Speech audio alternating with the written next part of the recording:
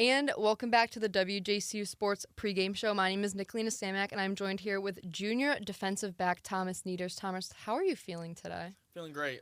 Really excited to get after it today. This is going to be a great atmosphere, and I'm excited to play. Oh, I mean, it's going to be such a blast. John Carroll on the path of making history, finally stepping into the semifinals of the NCAA Division III playoff run. But first, we have an interview to do. So I want to step back 2 weeks ago to the big win against Mount Union. What was that moment like for you, beating a longtime rival, and how did it fuel confidence as the team went into the Barry game from last Saturday? Yeah, no, it was a surreal moment. Once we made the last tackle and made the stop, I froze for a second. I had to process what really just happened. But right after that game, we knew we had another challenge in Barry, and we got right to work, and we were prepared, and we got our business done there. Yeah, I think it was a completely surreal moment, and especially in that game, I mean, nobody planned for Dylan Cressy to get a targeting penalty and be disqualified for the first half of the game from last Saturday. What was the message to you in terms of stepping up into his spot for that first half of the game? We talk about it all year during the preseason, throughout the season, that we're going to need 13. There's not going to be just 11 starters. There's going to be other people on the team that are going to have to step up because you never know what's going to happen. And, when my number was called, I just had to step up to the plate and make the most of it. And I think you definitely did step up to the plate. You made quite a mark in the game. You tallied 3 tackles and made a huge takedown. It was like one of the first plays of the game. Mm-hmm. What did you do to prepare leading up to that game? It was nothing different. I mean, throughout the year, practicing with the second team, just like making sure that I was locked in just in case something like that were to happen. And then it was like any other week, any other practice week. Just going out there and making sure I'm giving my best effort and making sure I'm as prepared as I can be. And I mean, the name of the game this season was really playing teams that we were unfamiliar with, and Barry was no different. We had never played them before in the past, and they've only had a football team for 13 years. What was the message going into the Barry game, especially with playing a team we've never seen in a high-stakes situation? Just not to treat it any different than we would any other game because we just need to put the Mount Union game was a huge game, and we had to put that in the past, and we couldn't live in that moment. We just had to come out against Barry and just prepare and make sure we were doing our best we could. And, we talked a little bit about this before this interview started, but this week's travel situation is a lot different compared to next week. Different modes of transport and about a 20-degree difference in the weather. Were there any changes in preparation or plans made to accommodate this journey to Naperville? No, I mean nothing's different. We're not going to change anything we do just because of the conditions. We're going to come ready to play no matter what the conditions are.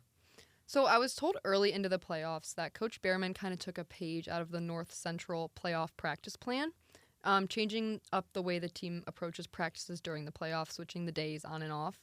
Have you seen this making a difference as we now prepare to face the very team that we're mirroring?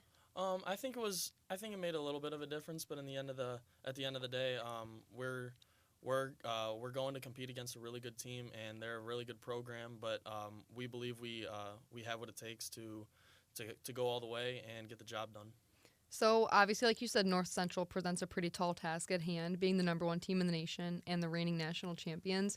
How has the team been preparing this week for their competition in terms of film and maybe routes and practice? Sure. I mean, just sort of like I've been saying, it's just like any other week. Like we're not taking them lightly. We're not taking them any different than we would any other team because we just got to prepare as best as we can because we know they're a really good team. But we're also really good, so we're gonna be ready. So we saw on social media that the team was practicing at the Browns training facility in Berea this week. What was that experience like, and what was the message from Chris Polian, who came out and spoke to you all? Yeah, it was really cool. I mean, to get an opportunity like that, not many people can say they've practiced in a professional football team's indoor facility. And Chris was just very excited for us and making sure that we live in the moment and soak it all in and are just constantly giving our best effort. And I was very grateful to hear that from him. Yeah, I saw a video the morning after the practice of the Browns in that exact facility, and I thought, like, wow, they should be really honored they're touching the same turf as the Blue Streaks are the morning after. Yeah. So this team is very heavy on seniors and grad students. How has the team been coming together in the postseason, and how have the captains and leadership been fostering a winning mentality? Yeah, for sure. I mean, it really starts. It started last January, like right when we started spring ball, and like all all the like runs we would have in the snow and the sub-zero weather. I mean, you don't really like when you go through something like that with people, you just form an unbreakable bond, and that bond was just carried throughout the year. And I think that is something that not a lot of people, not a lot of teams can say they have. And the brotherhood that we've fostered throughout the year is just it's unmatched. So a lot of the players this year have talked about doing their 1/11th each week and doing what they can to play their role to the best of their ability every week. Could you walk us through kind of what your game week preparation looks like, and even your preparation during the day of the game? Sure. So my game week is just making sure I'm locked in with the film, watching, just seeing if I can pick up on any tendencies of any of the players that I'm going against, and then just going to practice, getting to work, and making sure I'm fully locked in, fully focused, and giving 100% effort every single time. And then game day, it's kind of just the same. Just wake up, maybe watch a little bit of film before, and then just get some food in me, and then get ready to play. Yeah, so that was the final football question. So we do have 3 fun questions so that our listeners can kind of get to know your personality outside of the field. So to start, outside of football, what sport do you think or wish that you could go pro in? Probably basketball. I mean, it was that was a sport that I've played. I played 3 in high school, so basketball, baseball, and football, and I loved them all. Basketball was a lot of fun, and I have a lot of good friends that came from my basketball team, so I like to draw back on that. Yeah, that's always like a really fun sport, and like a very common answer we heard this year. I think it's just one of those ones you can pick up with your friends and have a good time. Yeah, for sure. At any level of football, which team has your favorite jerseys? I would have to say, I mean, I feel like Oregon is a common answer, but I'm probably I really like Kansas's football jerseys, the blue and the they switch up the logo on their helmet, and I think their jerseys are really cool.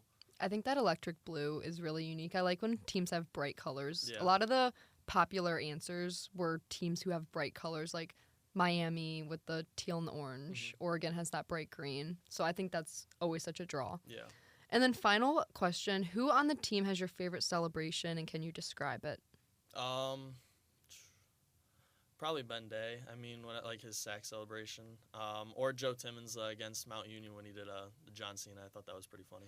That is hilarious. I don't think we saw that one from the press box, but there's got to be a video of that somewhere. That's super funny. Yeah. Well, that does wrap up our final question. Thank you so much, Thomas, for coming in and interviewing with us, and good luck as we get ready to kick off soon. Yeah, thank you. Myself and Owen Close are going to be on the call after one final segment of the pregame show. Stay tuned right here on your radio home for Blue Streak Athletics, WJCU 88.7.